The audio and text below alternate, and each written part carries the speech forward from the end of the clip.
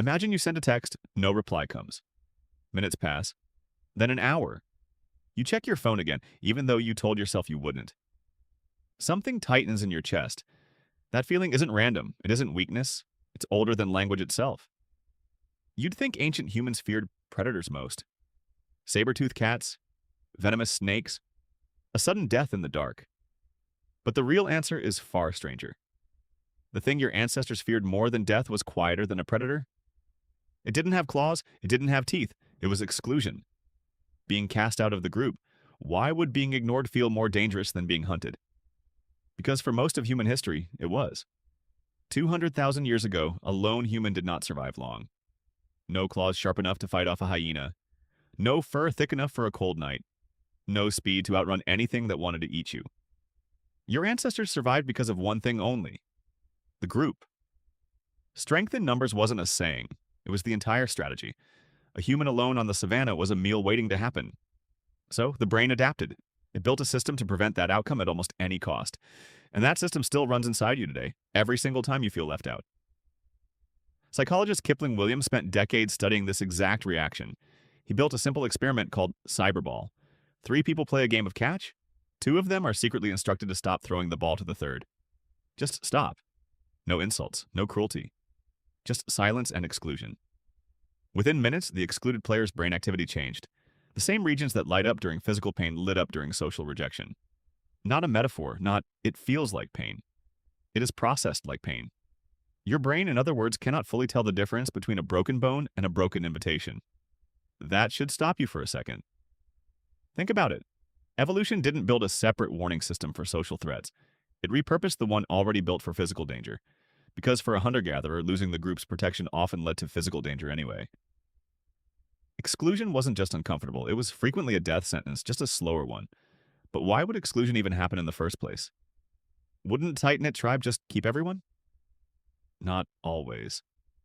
Anthropologist Sarah Blaffer Hrdy studied early human child-rearing and found something surprising.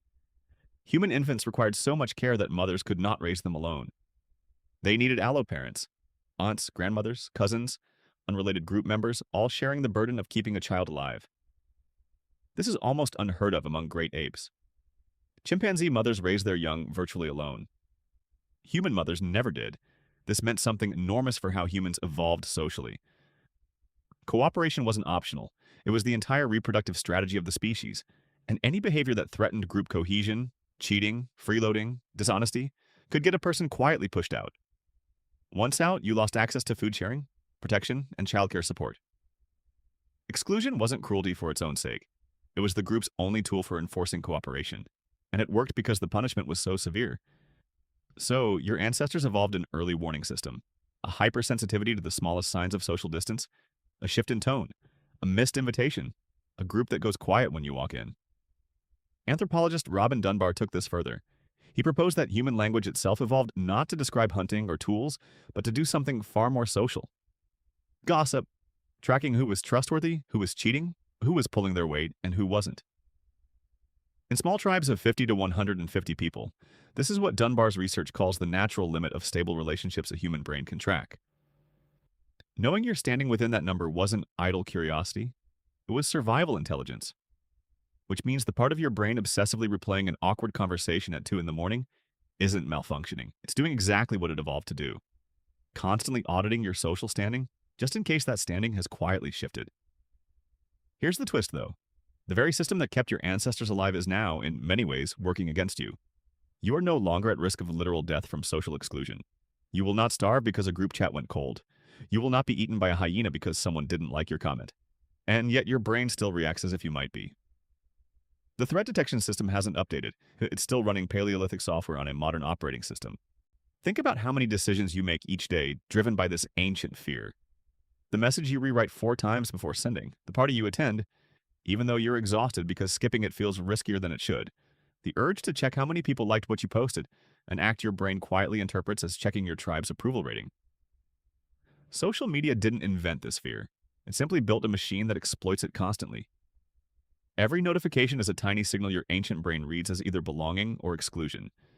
Every unanswered message becomes, for a fraction of a second, a data point about your survival. Does that mean the fear is irrational? Not exactly. It means the fear is outdated, not broken. It was precisely calibrated for a world of 50 people you'd know for life. It is wildly miscalibrated for a world of thousands of strangers, algorithms, and group chats that never really required your life to depend on any of it. Understanding this doesn't erase the feeling, but it does something almost as useful. It reframes it.